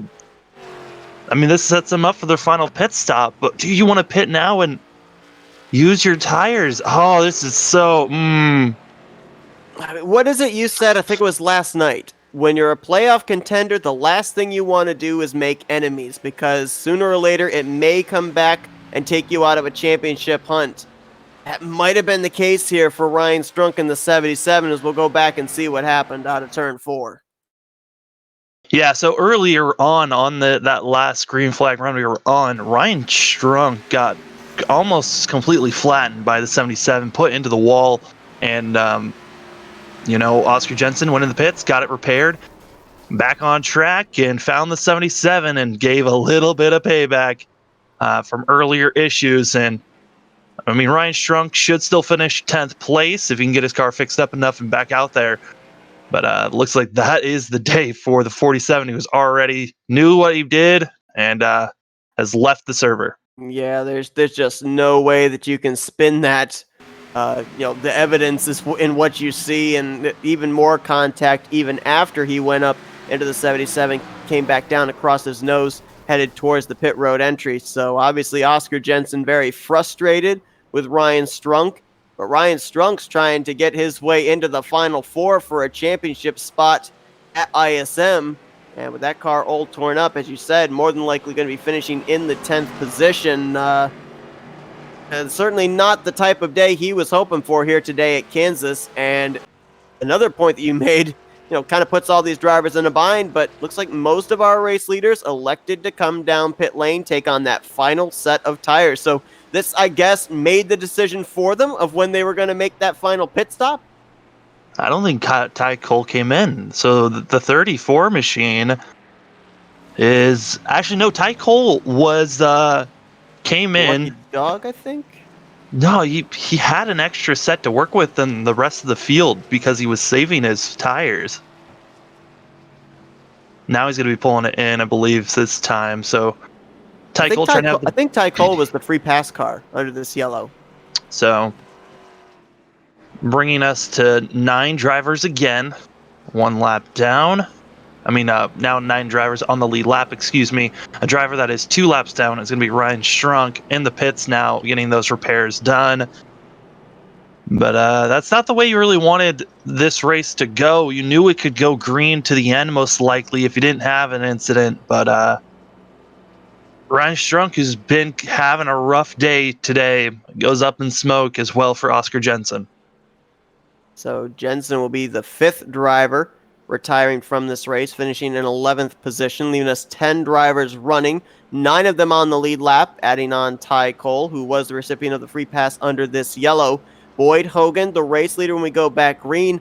We've only had 2 restarts prior. The leader on both restarts has chosen the inside line. The last time, though, it didn't really work for Ty Mcwherter. So if you're Boyd Hogan in the 2, I mean, do we see him take that outside line here, or will he choose the bottom of the racetrack also?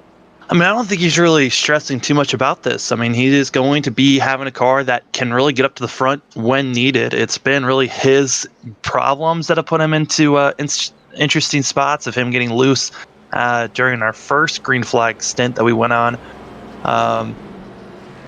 He's just announced he will be taking the top side. So, Boyd Hogan, he's going to be sticking with the top. Yeah, I agree with this, to be honest with you, because that inside line, while we saw early on drivers being able to make some moves on that inside line, even on the last restart, Ty Mcwherter, who elected that spot, he did not have the opportunity to be able to hold on to the race lead. So I think if I were the race leader, I'd want that top line as well. And what a perfect timing of that yellow for Taylor Butcher Benjamin. Was about maybe 10 laps away from having to come down pit road since he had taken the wave around. Now he's back on the same level playing field with everybody else around him. Yeah, and it's going to help him really have a chance to gain positions. He was running around the 22 for most of that time. They were catching up to Vincent Arthur. I mean, Chris Noble at the moment, the 8 machine, he's in 5th place. A great run so far for that machine. And also seeing the 13 of John Mullins now in the 3rd position. And you're questioning, where's Vincent Arthur back in 6th place? We'll see if this 24 car can finish out this race strong in a top 5 finish. But I think, if anything, this late caution helps out Boyd Hogan, who's just been strong at the end of these races and the end of these stints. Everyone's out of tires. It's now about you as a driver if you're going to have enough speed to the end. Hogan with about 2 car lengths into turn 1. Pascoda in 2nd. And then here comes Ty Mcwherter, who was getting quite a shove from Vincent Arthur down into turn 1. Going to get another push maybe here down the back straightaway. No. Instead, Arthur jumps to the top. Pascoda drives it in deep on the bottom. I honestly think that this caution that really reset everyone up hurt the Hendrick guys the most, as they were very good on the first part of these restarts in the first about 10 laps. And it would have been a 10 to 20 lap run if they had to come into the pits, which would have been their sweet spot. Now it's going to be a struggle of how much have they learned throughout this race on saving their tires to have a great long run setup. And they went back green with 48 laps to go, so those tires are still going to be awfully worn by the time they come around to the checkered flag if we remain green for the remainder of this event, as the battle will be for the 3rd position. That's going to be Ty Mcwherter to the inside of Arthur. Boy, Mcwherter gets such great runs there out of the corner, but usually can't get the straightaway speed. This time he will, also clear for the 3rd spot. And now everyone's kind of settling in to where they were at before that caution came out, as Boyd Hogan's still in the lead, being challenged by the 9 machine. But Ty Mcwherter has to run down these drivers, uses their tires just a little bit here, as the 24 and the 13 almost make contact as they're side by side down the front stretch. We're seeing Vincent Arthur again starting to fade back. He lost 3rd to Mcwherter, now 4th to John Mullins. That 24 car just does not look like it had the speed it had earlier on in this race. I don't know if it's due to that rear end damage that we can see on the back of that car, just based on the adjustments, the changing racetrack. I don't know what the combination is that has made that 24 car not look nearly as speedy as it was in the early stages of this race, but that's certainly not good for him, because coming into the point situation that he had with the limited number of drivers we had taking the green flag here tonight, he needs every point he can get. Yeah, I mean, that car just looks like it's just a tick too loose. Maybe put a half a turn of toe into it and hope that maybe it would help that. But man, it's just looking extremely difficult for the 24. Ty Mcwherter saying, hey, Pascoda, I'm a little bit faster than you. Let me by so I can get up there to the 2 car. But Pascoda's not going to let him have it that easy. Yes, he's got that preferred outside line going into turn 1. This has seemed to be the problem for Joseph Pascoda. He can get alongside the 9, but he cannot clear him off the corner. And again, same situation off of 2. He's got to get back in line with the 9 car. Just wait in the draft. Wait until you got the momentum to really drive it deep and get by the 9 car the best that it can. But right now, just not able to. Yeah, the problem right now for Pascoda, I don't think he's got a car quite quick enough to get up there to Boyd Hogan, but he's got a car strong enough to hold off Ty Mcwherter, since he's able to hold that preferred top line. Mcwherter, nice run there through the center of turn 2. Ooh, got a little loose though. If he had been able to keep that momentum up, he might have been able to get alongside of Pascoda going into 3. That's exactly what he needs to do. Just stay on the back bumper until you can finally throw it to the inside off the exit. And he's just not close enough this time either. I think it's at it 2. As long as this 96 of Ty Mcwherter doesn't get loose at it 2, he's got a shot on the backstretch. And he can't get frustrated because there's still 40 laps to go. There's still plenty of time to work your way around Joseph Pascoda and get up there to the 2 to Boyd Hogan. You just have to make sure, though, that you and the 9 don't lose too much time to Boyd Hogan, because you want to at least have a chunk of laps to be able to reel that 2 car back in. As Pascoda, he's going to again challenge back on the high side of Ty Mcwherter. And also the battle behind them is getting a little intense between Mullins and Arthur, as they've almost made contact a couple of times, and now Mullins is able to make the pass for 4th place. And others behind, as you got Butcher Benjamin, Goonsman, still there behind those drivers. Taylor Butcher Benjamin, Chad Gunisman came into this race ahead of the cut line. Both have encountered some adversity here today. Taylor Butcher Benjamin having to take a wave around after a pit penalty. Chad Gunisman was off sequence from the rest of these drivers in the early stages, and we were waiting to see how that would play out, but now the both of them up there inside the top 10 in the 6th and 7th positions, just trying to preserve their spots currently up inside of the final 4. As back up that battle for 2nd place, still nose to tail, little bit of daylight between the 2 of them, as I think what Ty Mcwherter's doing, he's trying to get some space, try to be able to get a big run here on Joseph Pascoda, so Pascoda can't put a block on him. Yeah, he's trying to gain as much as they can, and it was honestly due to backing off and giving space. Pascoda has now allowed the 9 car to run down Boyd Hogan, as Boyd Hogan did not have a good lap there, as he really got a little bit out of shape out of 4 that has cost him greatly on time. Yeah, this track has proven here today. Doesn't matter how fast, how good your race car is. Everybody has seemed to, at one point or another, deal with that loose sensation, whether it be off of turn 2 or turn 4. Boyd Hogan nearly wrecked the thing off of turn 2 at one point in this race, but he shows the way. Half a car length back to Joseph Pascoda, another half car length back to Ty Mcwherter. Only one driver in these top 3 is yet to go to victory lane. He's the car right there in the middle. Yeah, I mean, Joseph Pascoda, he's been trying to set himself up. The playoffs have been really good to the Hendrick guys, just finishing well, and been showing speed and getting faster week after week. Is today the day that Joseph Pascoda finally gets the win that's been looming over him, honestly, since the end of the regular season into the playoffs?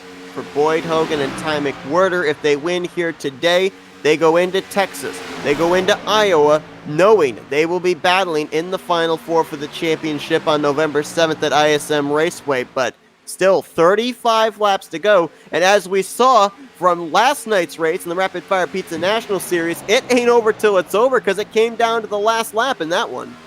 Yeah, it was a last lap pass with Logan Helton having to make everyone had to make at least one more stop, and he was the one that pitted and took tires while the rest of the field went decided for a splash and go, and it won that 8 car a race last night and a potential chance for a championship win, locking himself into the top 4.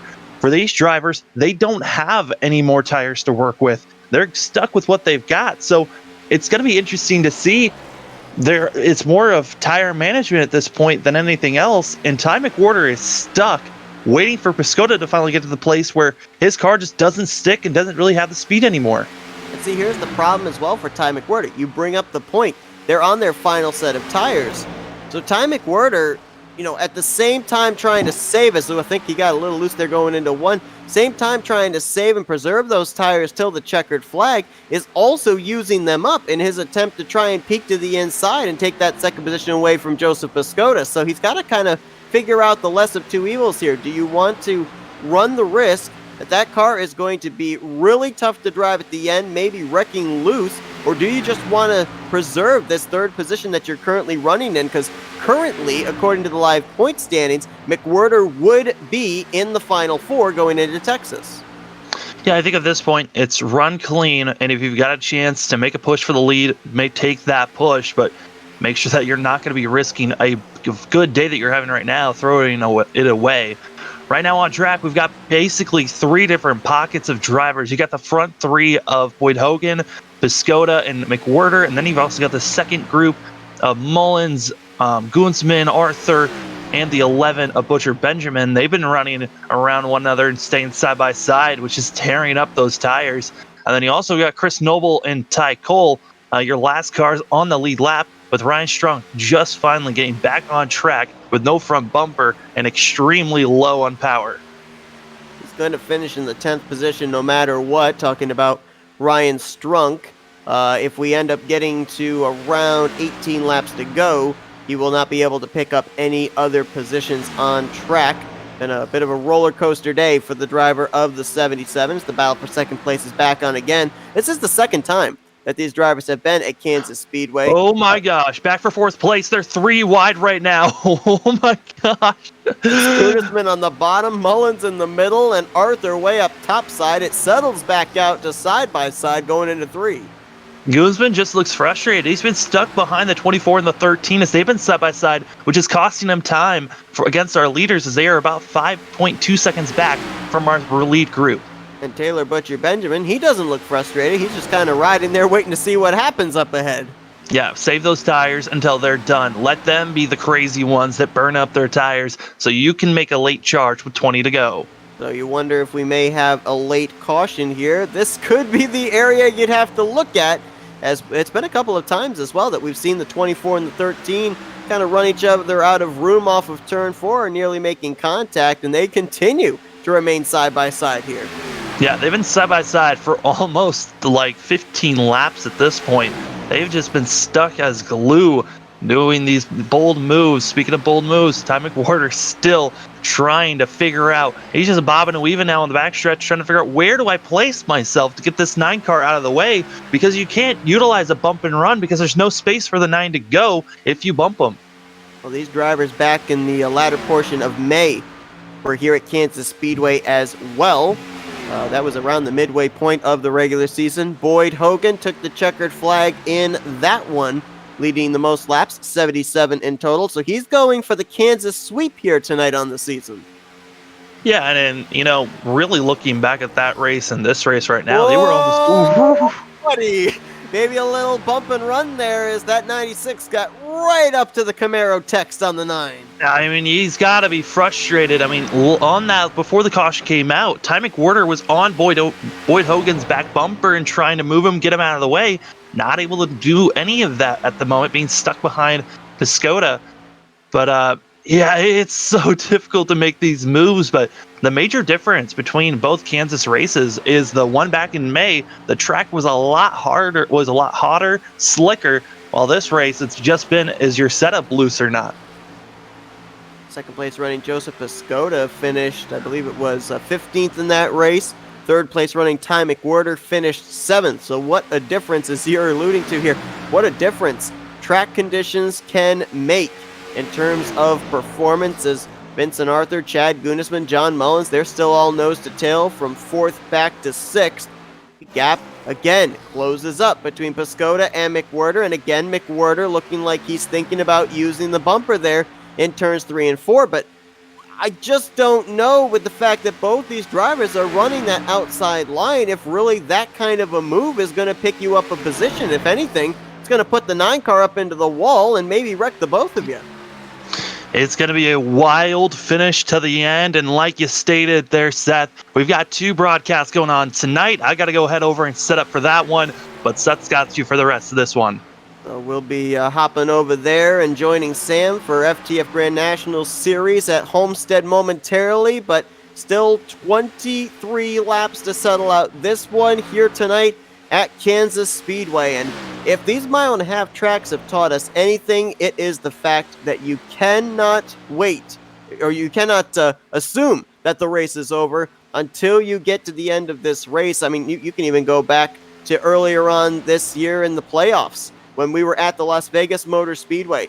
It was looking like it was Boyd Hogan's race to win there. Several of our front runners got caught up in a late race wreck, and Ty Mcwherter was able to have the least damaged race car and was able to put it in victory lane. So we're closing into that point at these type of mile-and-a-half tracks, 20 laps to go, where everything seems to happen, and we'll see if that's going to be the case here, as Vincent Arthur, Chad Gudesman, John Mullins, they're still back here battling. Ooh, I think Mullins, they've gotten a little loose there in turn 1 as he lost some ground to the 22. That is a battle for the 5th position. Mullins not battling for a championship, but Chad Gundesman is battling to make his way into the Final Four. Mcwherter, however, has gotten around Joseph Pascoda, so move him into the second position. The 96 now has to cut down a little less than 2 seconds between himself and the two of Boyd Hogan. I think that right there we saw why Pascoda was not able to hold off Ty Mcwherter, as he was awfully loose there off of turn 2. Last time by, Mcwherter was 100th faster. He's going to need to be a lot quicker than that if he's going to close up the gap between himself and the 2 car, and now the gap is slowly opening up as Boyd Hogan, little by little, inching ahead. You have to wonder if maybe as that battle for second was going on, if Boyd Hogan was backing down his pace, saving his tires just the least little bit, and now that the 96 has gotten into second place, Boyd Hogan feels it's go time. I got to open up this gap as much as possible. Now under 20 laps to go. Every driver in the field can make it to the checkered flag on what they have in the tank. The question is, how much Goodyear rubber are they going to have underneath them when they get to that point, as they will be at 52 laps on their tires when taking the checkered flag, and there's no guarantee that with these drivers slipping and sliding around even at this point that we have not seen our last caution of the night. We're going to step aside for our final commercial break. We'll be back here for the finish at Kansas Speedway. You won't miss a thing. We're going Flatout Racing Network side by side.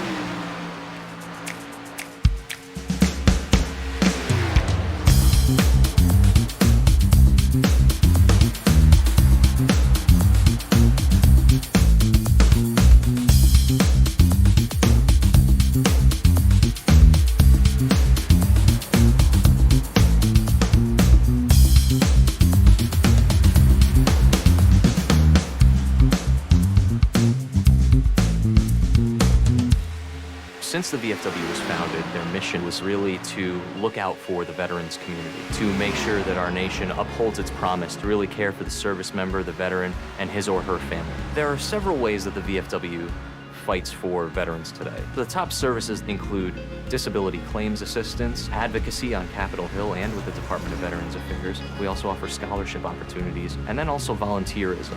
For me personally, when I came back from Iraq, my life experience was drastically different from those around me, and the veterans of foreign wars really spoke to me.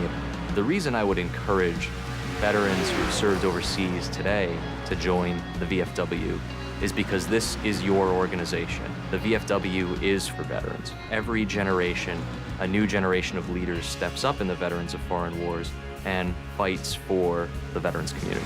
The Veterans of Foreign Wars. No one does more for veterans. For more information on the VFW, go to ahctv.com/sacrifice.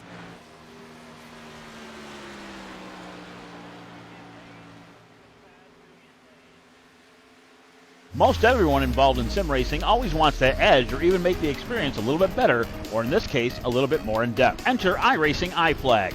Iflag is a simulation signal box with software designed by Peter Vostro. When you are behind the wheel in Iracing, your eyes are looking down the track or maybe even in the rear or side view mirrors. You may not notice or even hear when the caution comes out, when your car is damaged, or if you get black flagged, or even notice the car beside you. Yes, Iflag will point out the signs and tell you where that car is. It just makes iRacing more real and can help you become a better driver. We also offer iRacing Iflag Digital Pit Box.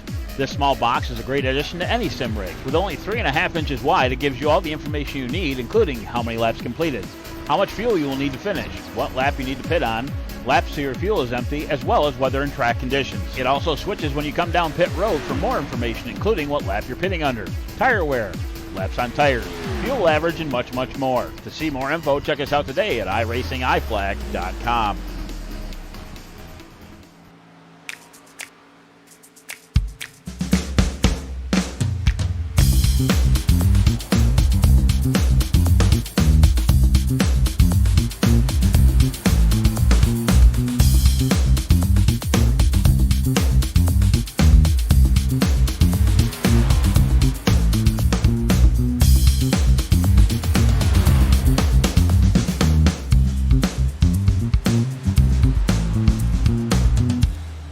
Since the VFW was founded, their mission was really to look out for the veterans community, to make sure that our nation upholds its promise to really care for the service member, the veteran, and his or her family. There are several ways that the VFW fights for veterans today. The top services include disability claims assistance, advocacy on Capitol Hill and with the Department of Veterans Affairs. We also offer scholarship opportunities, and then also volunteerism. For me personally, when I came back from Iraq, my life experience was drastically different from those around me, and the veterans of foreign wars really spoke to me. The reason I would encourage veterans who have served overseas today to join the VFW is because this is your organization. The VFW is for veterans.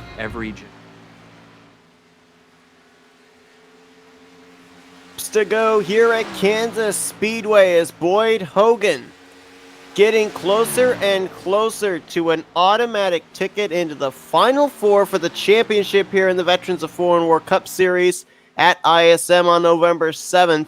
He has opened up an over 2.5 second gap back to Ty Mcwherter. It's another 9/10 back to Joseph Pascoda. Vincent Arthur has finally been able to move into the 4th position, but now he's under fire from Chad Gunisman, who runs in the 5th position, and this looks like it could very well be our best battle to the checkered flag as the rest of the field is spread out a ton. And as things stand right now, your final 4 heading into Texas would be Hogan, Mcwherter, Gunisman, and Benjamin, who right now is in the 7th position as Ryan Strunk in the 77. He came to pit road just a moment ago. He has put his car into the garage area and will finish officially in the 10th position. I think Ryan Strunk realizing that with the number of laps left, there was no way he was going to advance his position. He will be finishing 10th place here tonight, and Ryan Strunk maybe finding himself in a bit of a pickle going into Texas next week, points-wise, in terms of how far he may be below the cut line. He came into tonight's race only 2 points behind the cut line. That was at the time held by Zach York, who was not in tonight's field. With Ty Mcwherter running in 2nd place, Mcwherter would now leapfrog Ryan Strunk into a spot in the Final Four. Caden Rush, as we mentioned, last week's winner from the Charlotte Roval, not in the field either.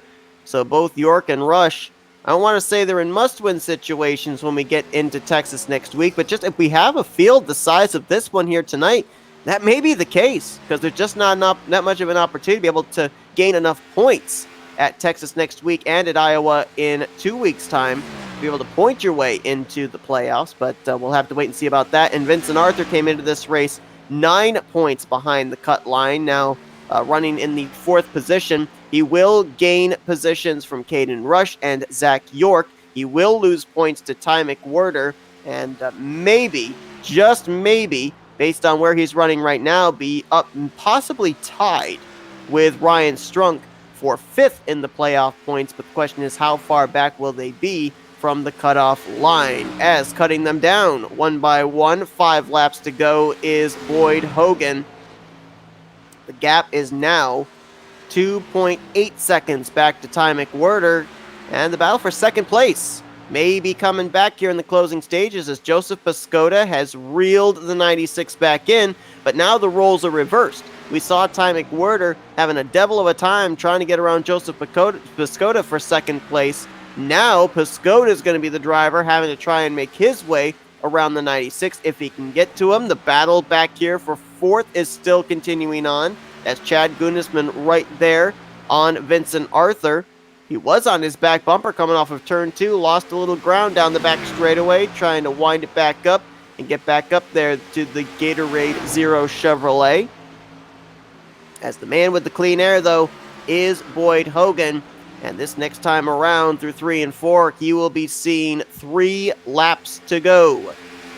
That's Chris Noble in the 9th place on the lead lap. Looks like he may not finish there, though, as you can definitely see a difference in speed between the 2 and the 8 cars. So Noble will finish a lap down, but still a strong showing. He was up as high as 5th place here tonight. Boyd Hogan, he said this season his goal, win every single race he possibly can, but I'm certain that he also would love to make sure he's going to be in the hunt for that championship at ISM. And with only 2 more circuits here, 3 more miles, he is close to doing just that. He'll be able to head into Texas, into Iowa, worry-free. Head in there and try and pick up some more victories, but knowing he will be battling for a championship. Question is, who will his competitors be? We'll find that out in the next 2 weeks, as this time around, the red and black deuce this week will bring it to the start-finish line. The flagman has the white flag in his hands. 1 lap to go here at Kansas. Over 3 seconds. Back to the battle for second place. Ty Mcwherter and Joseph Pascoda, they may take this down into 3 and 4, as Pascoda's going to look low. Is he going to look for the slide job maybe down here into turn 3? Going to drive it in deep. It pushes up. Mcwherter crosses him over. They're going to come to the line as Boyd Hogan just crossed for the win. And it's going to be Mcwherter getting the second position from Pascoda. And an exciting battle there in the closing stages coming to the line. Arthur will hang on to 4th, and Gunnisman will bring it home in the 5th position. But Boyd Hogan, for the 13th time this season, he's going to get to burn it down here. And this time it will be again at Kansas, as he sweeps the Kansas races here in the Veterans of Foreign War Cup Series.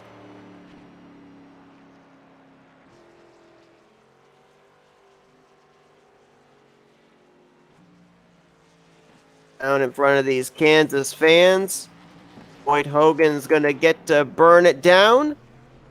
And we'll take a look here at the finishing results from tonight's race. Mcwherter going to bring it home in second, so that is going to put him up points-wise into the Final 4. Joseph Pascoda finishing in 3rd, close to tying his best finish of the season. Vincent Arthur, we're going to have to see where this situates him because of him being 9 points behind the cut line coming into this race. But a top 5 run along with Chad Gunnisman, who will be at least preserving his spot in the Final 4 up to this point. John Mullins will finish in 6th, followed by Benjamin. He should be still up in the Final 4. Ty Cole and Chris Noble were the last drivers to finish. Noble finishing off the lead lap. As we look at the rest of the finishing results, let's go down trackside and see if we can get a word with some of our top 3 finishers here this evening. And let's kick things off with our 3rd place finisher, and that's the 9 of Joseph Pascoda. Hey, Joseph, it's Seth up here in the Flatout Racing Network studios. You got us? Yeah, I got you guys. Man, crazy race here for you here tonight. An exciting one there in the closing stages. Some great battling between yourself and the 96 of Ty Mcwherter, but you bring it home 3rd place here this evening. Obviously, very unfortunate that you were eliminated from the playoffs last week, but did that take the pressure off of you here tonight to just be able to go out there and try and be aggressive to try and win this thing? I don't know about that. I mean, it is a shame that we're not in the on the playoffs because I feel like we had a really good car and we've had really good cars. And I mean, it took a little pressure off, I guess, but I just knew we were going to come out here and have a top 5 car for sure. Led early. We were really loose off too, so we kept adjusting on that. We kind of figured it out there at the end. We just ran out of laps. Well, certainly was great to see you up there battling up in the 2nd position and at one point up in the lead as well. We're running a little short here on time, so we're going to turn the microphone over to here and let you do some shout-outs. Yeah, I'd like to thank, the VFW soda guys, Iracing, Iflags, Shorber's Racing Graphics, FSM Customs, and Abiding 11 Memorial Urns. And I also got to thank, a Legacy Esport. They killed it this week. And I got to shout out to Ty. He did great, too. Well, that's Joseph Pascoda. Crazy finish there, trying the slide job in turn 3. Almost worked for you, but you bring it home 3rd place here tonight at Kansas. Congrats on a great run, and we wish you luck for the remainder of this season. Yeah, I appreciate it. Let's see if we can get our 2nd place finisher, Ty Mcwherter. Hey, Ty, it's Seth up here in the Flatout Racing Network studios. You got me? Yeah, I got you.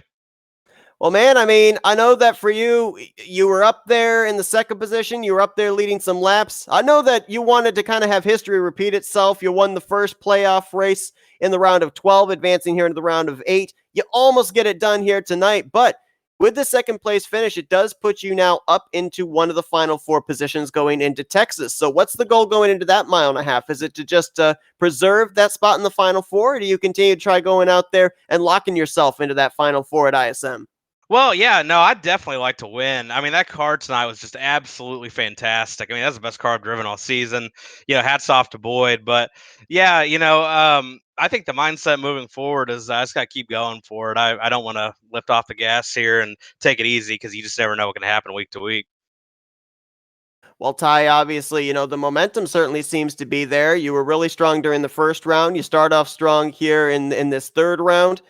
And we're heading into Texas next week, so hopefully the mile and a half program that you seem to really have spot on continues on there. We're going to let you do some shout-outs now.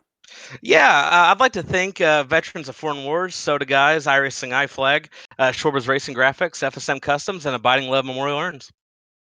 That's Ty Mcwherter, second place here tonight in the first race of the round of 8 of the playoffs. We'll look and see what he can do next week as Texas, as he's currently up inside of the final 4. Good luck then, and congrats on a great run tonight. All right, thanks, guys. And we're now going to see if we can go down to victory lane for a 13th time this season. Let's talk with Boyd Hogan. Hey, Boyd, it's Seth up here in the Flatout Racing Network studios. You got me? Yes, sir. Man, 13 wins this season. You have swept Kansas here this year in the Veterans of Foreign War Cup Series, but we didn't really see that 2-car up front early on in this race. We kind of had to wait until around the midway portion. We saw at one point in that race, you kind of got a little bit loose early on. Then you started slowly, methodically working your way back up there to the front. Was it just a feeling out process of the car, why we didn't see you charge to the front early on? No, more so the track. I hadn't.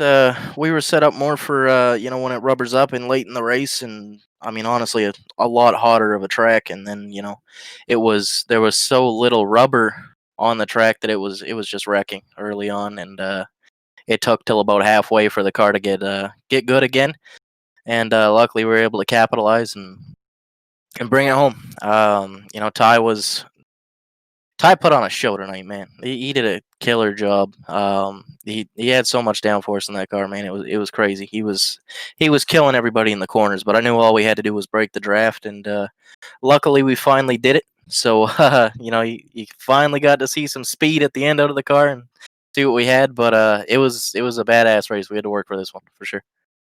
Well, I mean, obviously, with this win here tonight, you're locked into the Final Four at ISM. You can go into Texas and Iowa in the next 2 weeks worry-free. I know that you're obviously going to be going out there trying to win those 2 races as well. But congrats on your 13th win of the season here tonight. Your first win, actually, in 4 weeks. Seems really odd to be saying that you've had a little bit of a winless streak. But, best of luck going into these next 2 races. We're going to turn the microphone over and let's do some shout-outs now. I appreciate it, man. I mean, first and foremost, got to thank everybody on Legacy Esports. Bobby Earnhardt, everybody who kind of helps out there. Judd Danielson at Abruzzi. Austin Derbyshire. I don't know if you guys saw it, but man, that Carl Edwards paint scheme he did up for me tonight, that was badass. All right, that's one of the nicest cars I think I've ever had. And he always knocks it out of the park for this league, man. He's always got nice cars for me to run.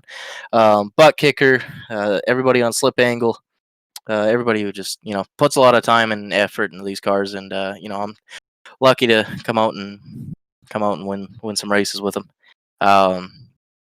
We should have won a few of these recently, especially Vegas, so kind of got rewarded with that one tonight.